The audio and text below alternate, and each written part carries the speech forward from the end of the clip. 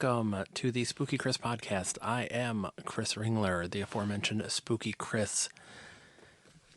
Welcome to 2022. As I record this, we are in the new year. A very exciting time. The future is here. It truly is. I figured I talked about in my last podcast about my kind of some of my favorite movies I saw of last year, of 2021, and I figured I actually made a list and figured I would kind of go over it and just kind of throw down kind of my 2 cents on all of these. And again, like, I did not see everything. I haven't seen the newest Matrix movie, which I want to see. I haven't seen the newest Spider-Man. There's a lot of stuff out that I have not seen. I gotta be honest, I don't seek out a lot of the art house favorites. I used to as a younger guy. Part of it is time. I just don't have as much time availability as some of it. And interest is a big chunk of it too, I guess, which shame on me it may be, but I just am not as interested in a lot of them as I used to be. There's so much stuff to watch and to do. And now, especially with a kiddo, I guess I would just rather invest the time on stuff that I know I'm interested in and passionate about seeing, and not things that I feel like I'm supposed to, like a homework assignment. And I in saying that, I know that I'm missing out on a lot of fantastic movies, much like music and everything else. But we make our choices and and have to live with them. And I am happy to live with this. Again, if it's that great, odds are I'll track it down at some point. So mostly this is genre stuff. I don't know if there's a lot of stuff that's on my list that's not genre of some sort or another. So it is what it is. I know, again, like when I was younger, I was all about, like, what movies that were up for Oscars or more the art house darlings. I really was into that. I really want to see the new Wes Anderson movie, but I just haven't gotten a chance yet. So that's another one that's fallen by the wayside. It's funny, a lot of, I remember, like, Phantom Thread came out, which is Paul Thomas Anderson, and that came out, and that was a darling of the critics, and it's a lovely film. It's a wonderful film. His stuff after Magnolia feels very cold to me and very distant. And it's kind of the subject matter, but it's just not as interesting. So I am excited to see Licorice Pizza, his newest film, to see something more. It feels more passionate. I felt the same way about Scorsese's Irishman. I love Scorsese. I grew up with Scorsese, and like that was my go-to. And it's good. It just feels way too long. It feels longer than it needed to be, which again is funny because I love kind of epics and long movies. But it felt longer than it needed. Like, you feel the weight of it, and it's not a bad film. It's a good film. It felt too much. It felt too long, and I started losing interest in it. So maybe that's more of a reflection on myself than on him. But that was kind of where I was at with that one. But yeah, so that's kind of where my head's at. Like I say, I keep a track of all the movies I watch on Letterboxd, which is a fun little site that you can kind of do that. And some folks will track TV shows, documentary, unless it's like a feature of some sort. I don't keep track. Just because I watch so much stuff, and it's I don't need to know what TV show I watched. I don't care as much. So in 2021, I watched 279 movies, I think, and of that, a ton of them were rewatches of movies I had already seen that year or older movies. So gosh, of new stuff, I probably saw 100 movies, 110, 15 movies, my guess. It's a guesstimate, like I say. But I still saw a lot of stuff, a lot of trash. But I guess we always, if you see a lot of movies, you're going to see a lot of trash. So there's no order to this. This is just I went through my list and then was finding things I forgot. So here we go. So these are I'll start with the movies I really liked, and then the movies that just kind of disappointed me for one reason or another. Fear Street, the Fear Street trilogy, and again I mentioned that in my other podcast, my end of the year one. I thought those blew me away. I had zero expectations for Fear Street. I had not a lot of interest. There was kind of a buzz building about them. I never read R.L. Stine as a kid. I read Stephen King right out of the bat. I never got into the secondary kind of I didn't even really get into Dean Koontz until a little later. When you think and it's horrible because when you think it's not a fair comparison, but if I'm a bestseller and I'm being compared to Stephen King, I'd feel okay about it. Like these are all authors that they're wealthy. They made a living off this. I don't feel real bad for them. But I never really got into Dean Koontz till later. I never read John Saul, any of the other kind of secondary guys. But so I never read any of the Fear Streets. I didn't have any reference. But they are well acted, well written, wonderfully directed. The three films play as one story. You can look at them individually, but they play as one story. The arc is really good. A lot of gore, a lot of horror in general. Just a lot of good stuff to them. Each one had a different kind of personality and flavor to it, but still retained kind of the core. It was just a really, really solid. And it's one of those things I'd heard, on an episode of the Kingcast. They were doing an audio commentary for Doctor Sleep with the director Mike Flanagan, and he was talking about how Midnight Mass had gotten a lot of buzz, but not a lot of watches, and it's just strange because that seems like such a cultural thing. And again, like I knew so many people that watched Fear Street, but there's so much stuff streaming, and it's coming all the time, so it's hard to stay up on it. But really, if you are looking for something, just that especially leading into Scream, because in many aspects it is a the next generation of slasher, because there's a lot of slasher elements to it. But very, very fun, very good, trilogy, like really, really good, and just well worth your time. Definitely up on my favorites for the year. As far as stuff I saw, movies, I don't know if I had. Well, I guess I kind of did. If I'm pushing myself to think about it, I guess I had a favorite movie of the year, and I'll get to it. From everything I watched. Next is Candyman, which again is another one I mentioned. And Candyman, and I said it before, better than the original.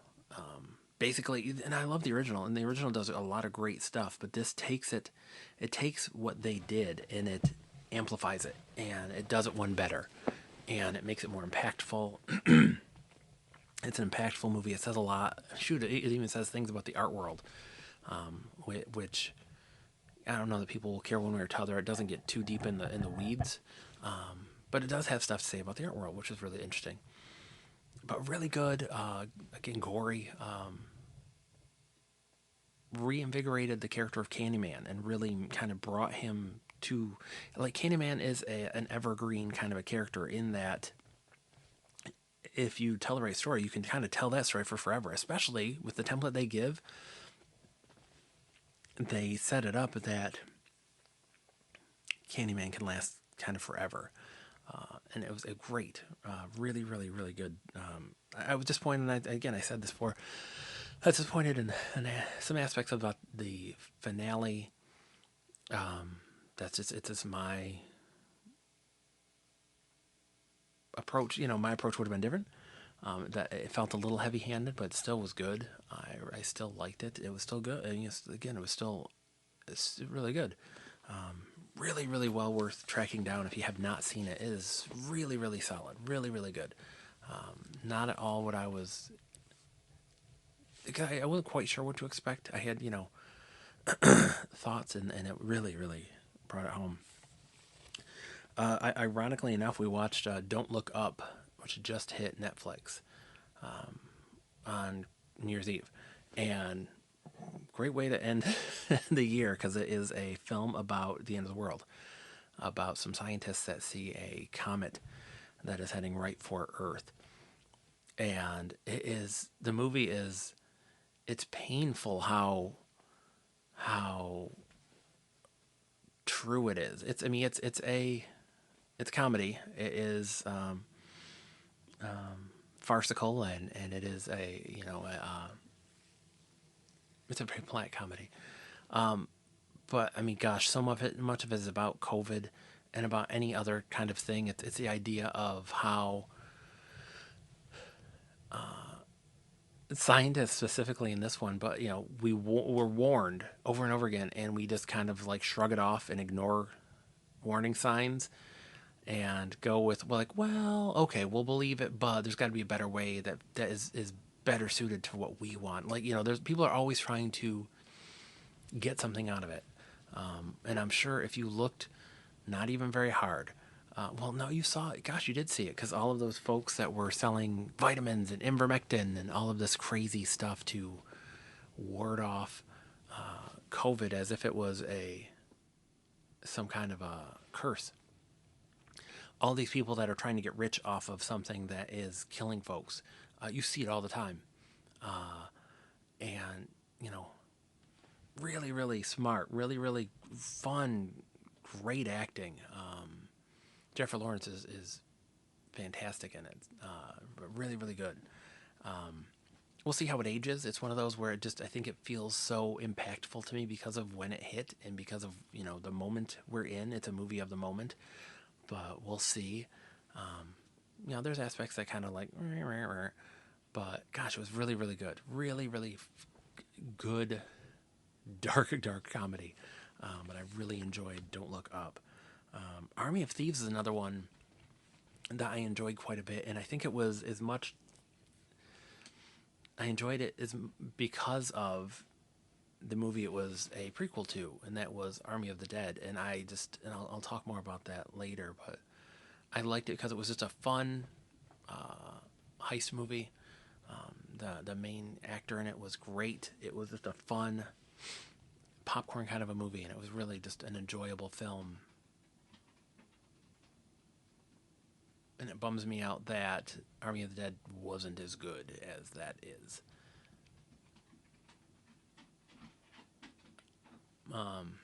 But that's life sometimes. Yeah, Army of Thieves was really fun.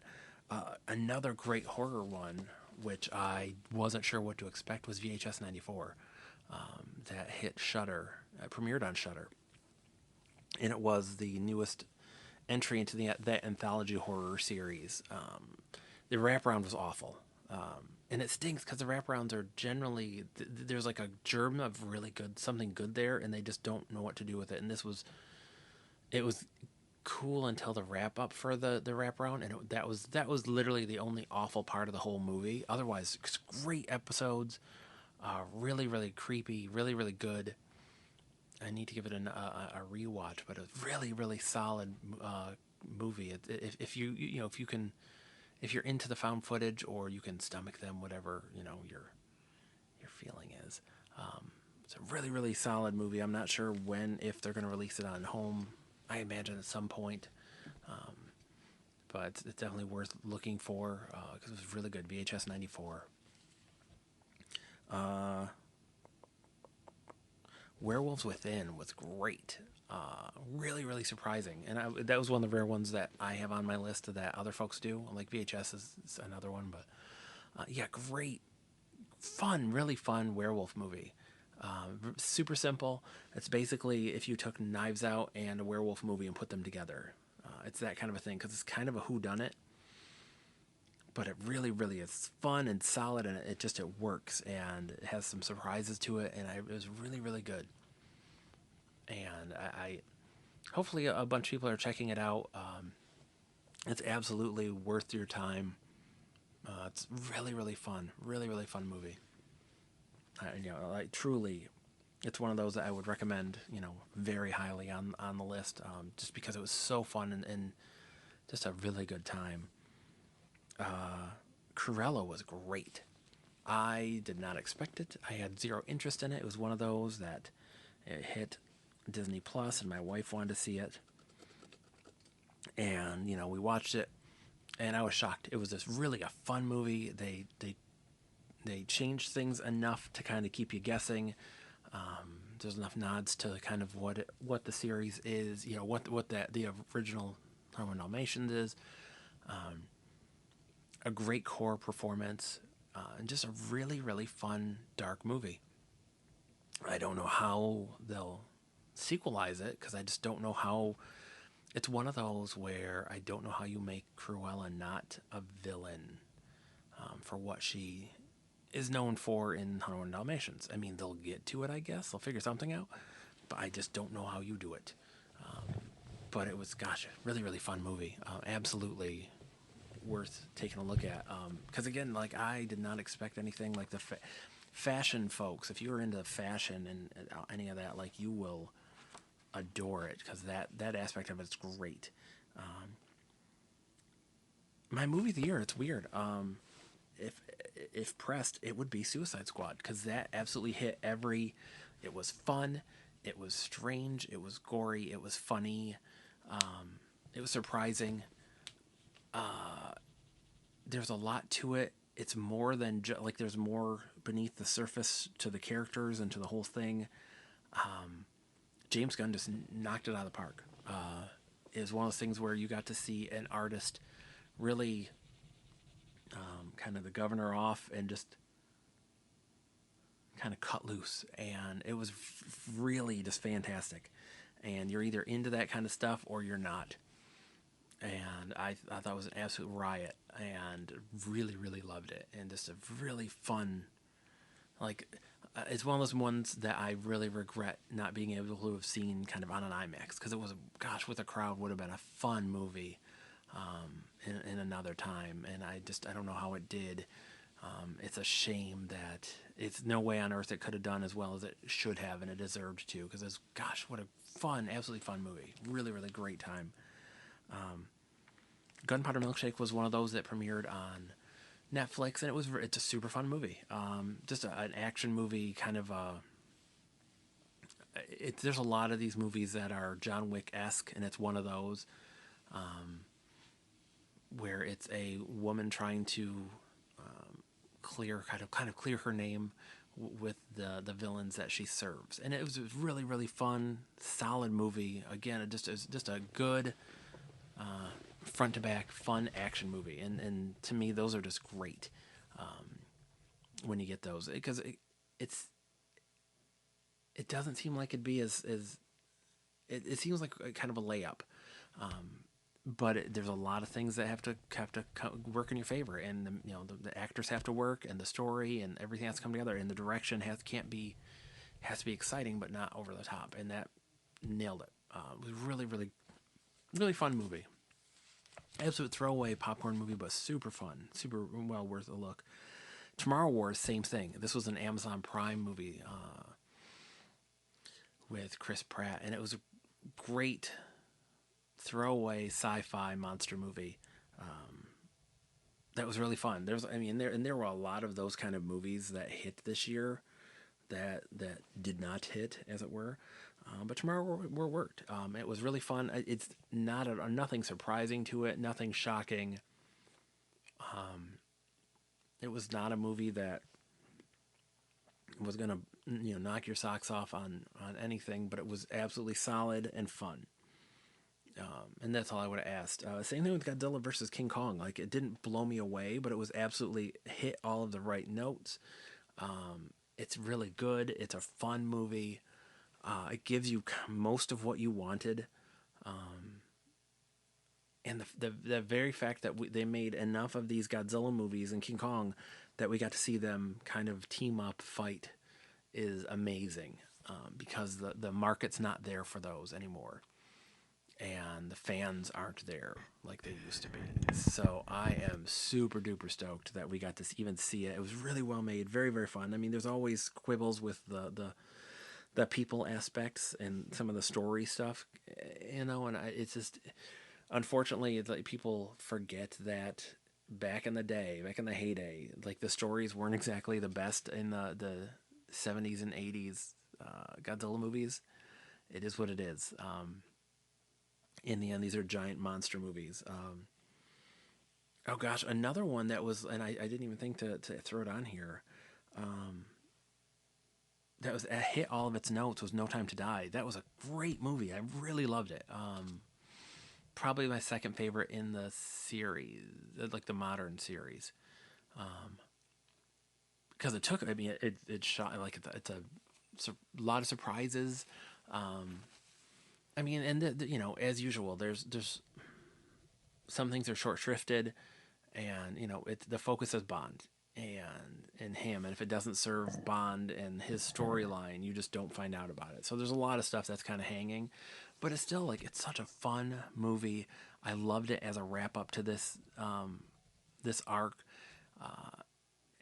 And I, you know, if you're a fan of these movies, like it's going to be polarizing, but man, I really liked it. It was really, really fun. It was one that I forgot to even throw on here. Dune was, I've never read the books of Dune. I didn't like the original movie. I never watched the miniseries. So I'm going in just as a fan of movies, and it was fun. It was a really fun movie. It is on the more cerebral side, but it was a gorgeous film. It's a movie that'll taste better and feel better once we have more of that story, because it feels like part of a continuing adventure kind of a thing, and we'll get at least a sequel. We'll see what happens beyond that. But as such, like it was good.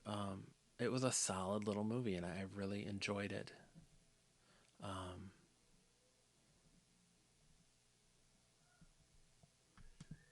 And it was just it was good. Definitely, you know, if you have the time and interest, like definitely worth a look. It's premiered on HBO Max, like so many of those did.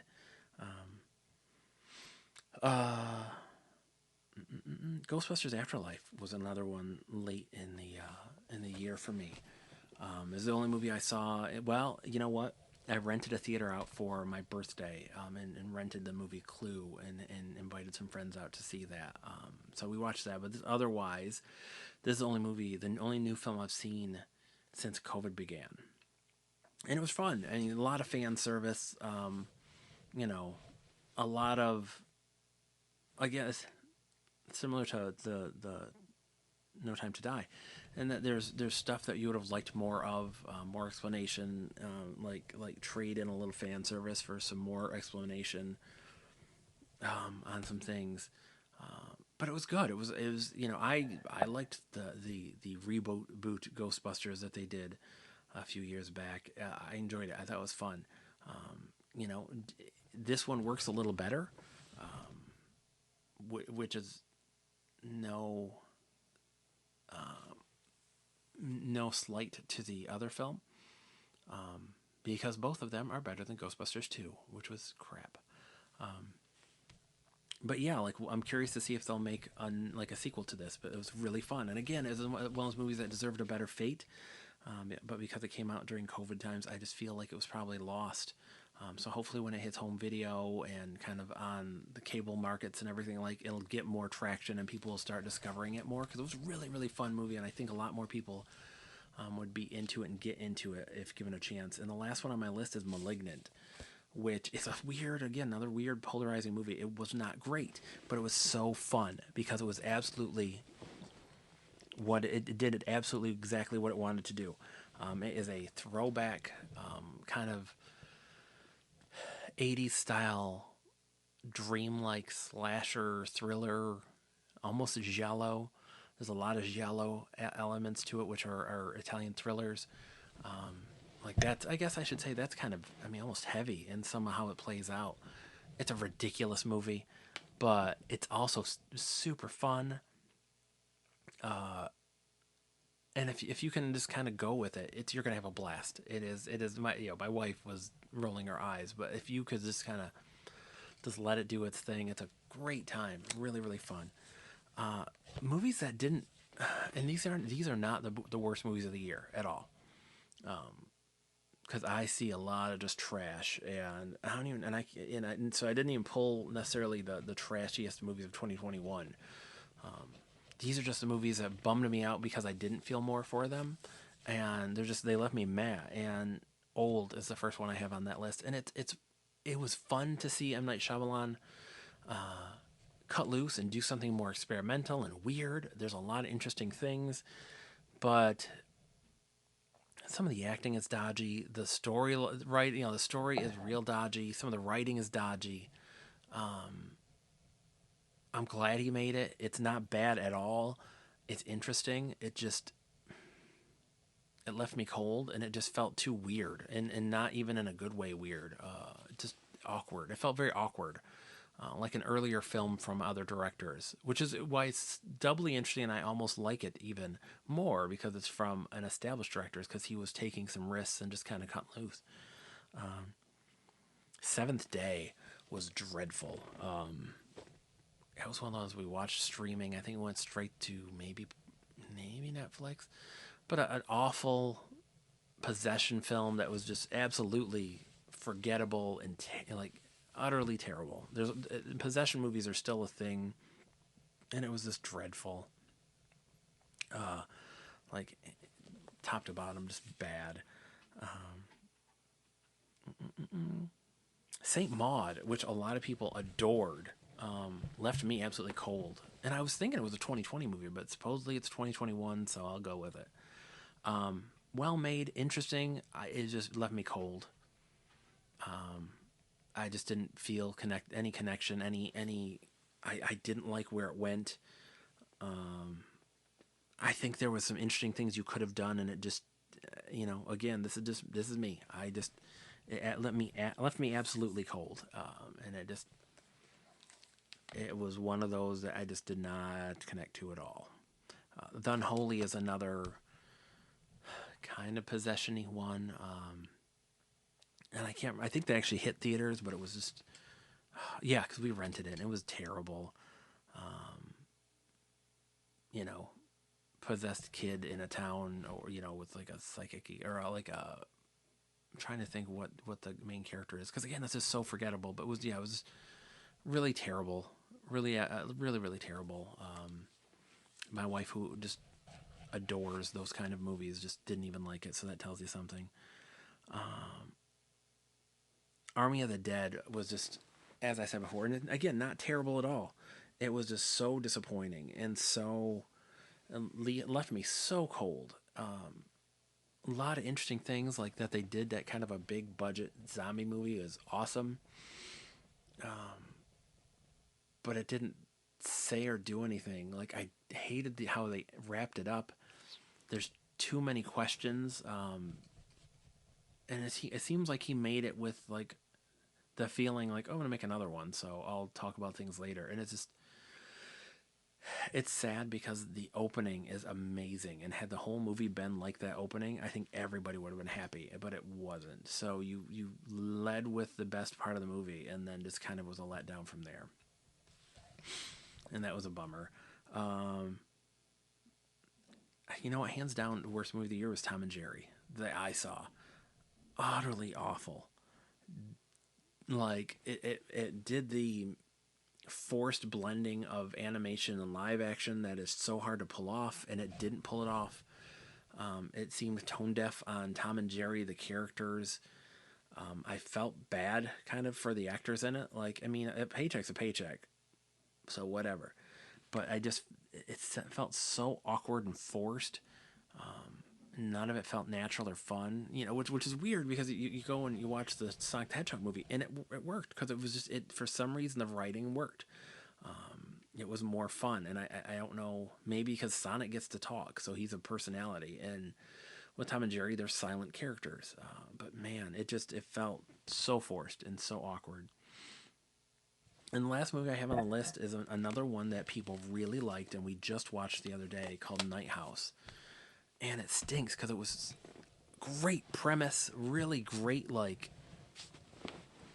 actors in it, a core idea that was interesting, some really good setups for scares, some just wonderful like moments, and they just it felt like two movies that were fighting for supremacy, and neither one won. It is a an unsatisfying ending. It's a and like I say, the movie itself, there's some great stuff that is never explained, and there's a big issue I have with something that happens late in the movie a revelation that is almost just kind of shrugged off.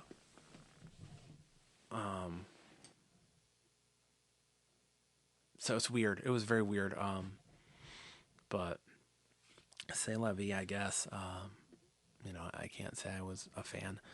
But so that's it. That was my list of movies. And like I said, I've seen tons of stuff. I see lots of stuff. Um, I, I like what I like. I don't like, much like anybody else. I, I'm glad that there was some great stuff for us to watch. There, even still, there was with the COVID year, there was still some great stuff. And that's not even getting into movies I liked. Like I liked the new Conjuring movie. I didn't love it. I liked Halloween Kills. I didn't love it. This was just a list of the stuff that really, really kind of just spoke to me. And hopefully, like I said again last time, hopefully you found some things that spoke to you and helped you get through kind of a rough time. I know a lot of folks discovered series and podcasts and all kind of things. So hopefully you found some things that really moved you during these hard times. Anyways, my name is Chris Ringler. I am Spooky Chris. If you want to find out more about me, read my blogs, check into any of my books. I have written over 20 books.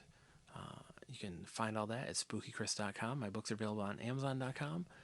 And I will talk to you soon. Take care.